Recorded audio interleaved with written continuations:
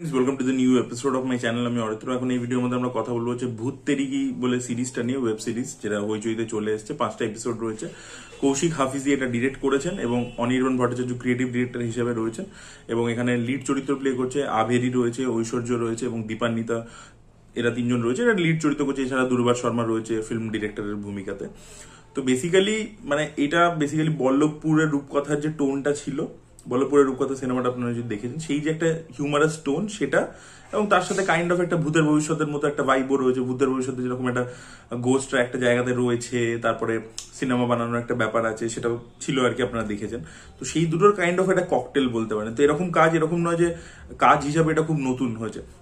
অনির্বাণ ভট্টাচার্য যে কাজগুলোর সাথে যুক্ত থাকতো সেগুলো দেখবেন একটা নতুন ফ্লেভার, এরকম আগে দেখিনি। সেটা মন্দার যখন সে নিজে ডিরেক্ট করেছিল ওরকম কাজ আগে হয়নি। তার পরবর্তীতে বল্লভপুর নিয়ে এলো। তার পরবর্তীতে কিন্তু এই কাজটা যখন হচ্ছে সেটাতে কিন্তু ওরকম নতুনত্ব নয়, এটা কাইন্ড অফ একটা ওই বল্লভপুরের ভাইবটাকে নিয়েই আর কি আরেকটা কাজ করবার চেষ্টা আর কি, যেহেতু ওটা পছন্দ হয়েছে। তো সেখান থেকে ওই এক্স ফ্যাক্টরটা নেই আর কি, যে নতুন কিছু দেখছি। এই সিরিজটার মধ্যে বেশ কিছু জিনিস আছে কিন্তু যেগুলো খুবই ভালো। তা সত্ত্বেও আমার ওভারঅল সিরিজটা খুব একটা মনে দাগ কাটতে পারেনি, অনেস্টলি স্পিকিং। ভালো কি, প্রথম কথা হচ্ছে অনির্বাণ ভট্টাচার্যের কাজ মানেই হচ্ছে সেখানে প্রচুর নতুন অ্যাক্টার্সদের, যাদেরকে আগে আমরা দেখিনি সেইভাবে, স্টেজ থেকে হোক বা তারা যদি সিনেমাতে কাজ করেও থাকে তাদেরকে একটা নতুন ভাবে প্রেজেন্ট করা, সেই জিনিসটা তারা করে থাকে। তো যত অ্যাক্টার্সদেরকে ইউজ করছে, অ্যাপার্ট ফ্রম দিস 3 লিড হিরোইন্স, তাদের ছাড়াও যারা অভিনেতা অভিনেত্রীরা রয়েছে প্রত্যেকে ভালো কাজ করেছে। প্রচুর নতুন ফেসেসদেরকে আমরা দেখতে পাই, সেটা একটা ফ্রেশনেস অ্যাড করে এবং তারা প্রত্যেকে ভালো পারফরমেন্স দিয়েছে। ঠিক আছে, লিড 3জন তো মহিলা খুবই ভালো কাজ করেছে এবং তার সাথে আমি বলবো যে অ্যাকচুয়ালি এই সিরিজের সব থেকে বেস্ট পারফরমেন্স যদি কেউ দিয়ে থাকে সেটা হচ্ছে দুর্বার শর্মা। এই ক্যারেক্টারটা এইরকম ভাবে কমেডিটা করা, পুরো সিরিজ জুড়ে ক্যারেক্টারটাকে এইভাবে পুল অফ করা, সেটা দেখবার মতো আর কি। সঞ্জয় লীলা ব্যানার্জি বলে ওনার নাম। তো সেইটা আর কি যেভাবে পুল অফ করেছে সেটা কিন্তু দেখবার মতো। তার পারফরমেন্স আমার বেস্ট লেগেছে অ্যাকচুয়ালি গোটা সিরিজের মধ্যে।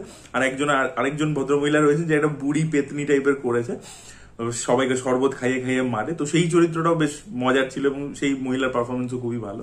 তো অ্যাক্টরদের পারফরমেন্স খুবই ভালো লাগবে এবং কমেডিটা কিন্তু যেটা আপনারা ট্রেলারেও দেখেছেন, তো কমেডি কিন্তু ভালো, বিটস এন্ড পিসেস বেশ ভালো ওয়ার্ক করেছে। ঠিক আছে, কমেডিটা কিন্তু এরকম লাউড নয়, বেশিরভাগ জায়গাতেই লাউড যায়নি, সাটল ভাবে করেছে ডায়লগ দিয়ে দিয়ে। এবং সেটার মধ্যে অনেক যে আমরা যেগুলো ভূতের সিনেমাতে যে স্টিরিওটাইপস গুলো দেখে থাকি না, যে ভূত মানুষের প্রেমে পড়ে যাচ্ছে, ভূতের মধ্যে প্রেম, এইসব জিনিসপত্রগুলো সেই ট্রোপস গুলোকে নিয়েছে এবং সেগুলোকে নিয়ে আর কি কাইন্ড অফ একটা খিল্লি করেছে আর কি। তো সেগুলো দেখতে ভালো লাগছিল, দেবরাজের সাথে যে ভূতের যে সম্পর্কটা, তারপরে কিভাবে আর কি ওরা ইন্টিমেট হয়, সেই জিনিসপত্রগুলো যেরকম দেখেছে মজা লাগবে আর কি। এবং একটা জায়গায় একটা ছেলেকে নিয়ে চলে আসে, তো এই হিউমার গুলো ওয়ার্ক করেছে। তো তাহলে সিরিজটা কেন ভালো হলো না, কথা হচ্ছে সেটা। কারণ এই সিরিজটার মধ্যে কোনো কোহেরেন্ট একটা গল্প নেই।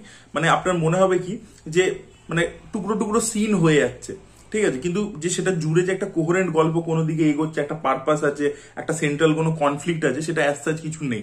ঠিক আছে, চলছে তো চলছে, এটা it's more like a sitcom টাইপের আর কি। কোনো একটা স্টোরি নেই যে একটা যে এন্ড গোল আছে সেদিকে পৌঁছাচ্ছে বা কিছু হবে। একটা জিনিস এখানে প্রেমেরই অ্যাঙ্গেল দুটোকে এক্সপ্লোর করছে দুটো পেতনির ক্ষেত্রে, এবং বুঝিয়েছে যে আউটকাস্ট, যখনই আপনি যেটা আর কি সচরাচর সোসাইটাল নর্মে হয় না, সেই জিনিসটা যখনই আপনি করতে যাবেন, দুটো ভিন্ন ধর্মের লোক তারা প্রেম করে যেরকম বিয়ে করতে পারবে না, সেখানে একটা সোসাইটি বাঁধা হয়ে দাঁড়ায়। সেম ভাবে একটা ভূত এবং মানুষের মধ্যে আলটিমেটলি প্রেমটা সাকসেসফুল হবে না। তো এই ধরনের জিনিসপত্র রয়েছে ছবিটার সিরিজটার মধ্যে, কিন্তু কোনো একটা কোহেরেন্ট গল্প নেই যে একটা কনফ্লিক্ট সেট আপ হলো, তারপরে সেটা এগোচ্ছে বা একদম ফাইনালি গিয়ে পৌঁছাচ্ছে, ক্লাইম্যাক্সে জিনিসটা পুরো শেষ হচ্ছে, সেরকম কিন্তু নয় ব্যাপারটা। তো তাই জন্য কি হচ্ছে বা এটার প্রবলেমটা কি হচ্ছে, সেটা তা ছাড়াও একটা প্লট ছাড়াও একটা 5টা এপিসোড, প্রচুর কমেডি আছে, দেখছি ভালোই লাগতে পারে। কিন্তু প্রবলেম হচ্ছে কি, এখানে এই যে ভূতেদেরকে নিয়ে যে খিল্লিটা আমি বলছিলাম, সেটা যেমন ইনিশিয়ালি খুব ভালো লাগছিল, মজার লাগছিল, একটা পয়েন্টের পরে আপনার মনে হবে জিনিসটা রিপিটেটিভ হয়ে যাচ্ছে। যে জিনিসগুলো ওটা দেখাচ্ছিল এবার 5টা এপিসোডে আর কিছু দেখাতে পারছে না, এবার জিনিসপত্রগুলো রিপিটেটিভ হচ্ছে এবং সেখান থেকেই কমেডির যে সিনগুলো আছে সেগুলো তখন ভালো লাগে না।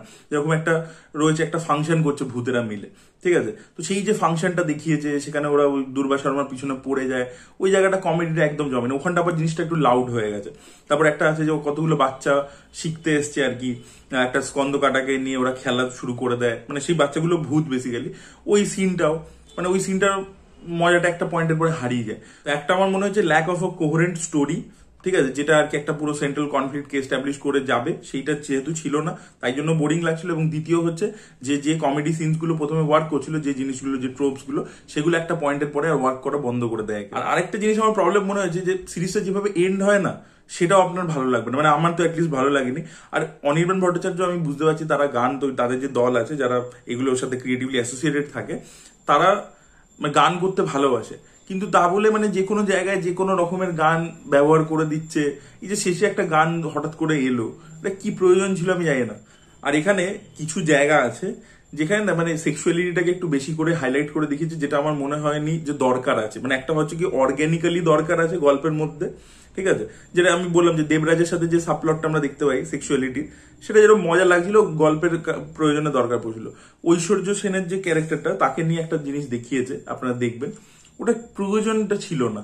মানে ওটাকে ওইভাবে না দেখিয়ে অন্যরকম ভাবে ওর যে প্রেম ট্র্যাকটা চলছিল ভালোই চলছিল, কিন্তু ওখানে ওই যে জিনিসটা দেখিয়েছে, ওটা আমার মনে হচ্ছে যে জোর করে এটাকে বিক্রি করতে হবে বলে ওখানে প্লেসমেন্ট দিয়েছে। আর কোনো প্রয়োজন ছিল না কিন্তু ওটাকে যেভাবে পিকচারাইজ করে দেখিয়েছে, ওটাকে খুব সিম্পল ভাবে অন্যরকম ভাবে ওই জিনিসটাকে দেখাতে পারতো।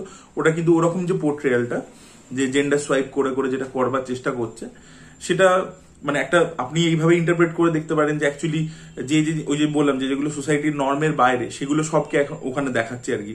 যে কোথাও গিয়ে একটা লেসবিয়ান তাদের মধ্যে কিস হচ্ছে, বা একটা গেদের মধ্যে কিস হচ্ছে, বা সেই ব্যাপারটাকে বোঝাবার চেষ্টা করছে, তাই জন্য একটা শটের মধ্যে তিনটে জিনিসকে এস্টাবলিশ করেছে, ওই ব্যাপারটা হতে পারে।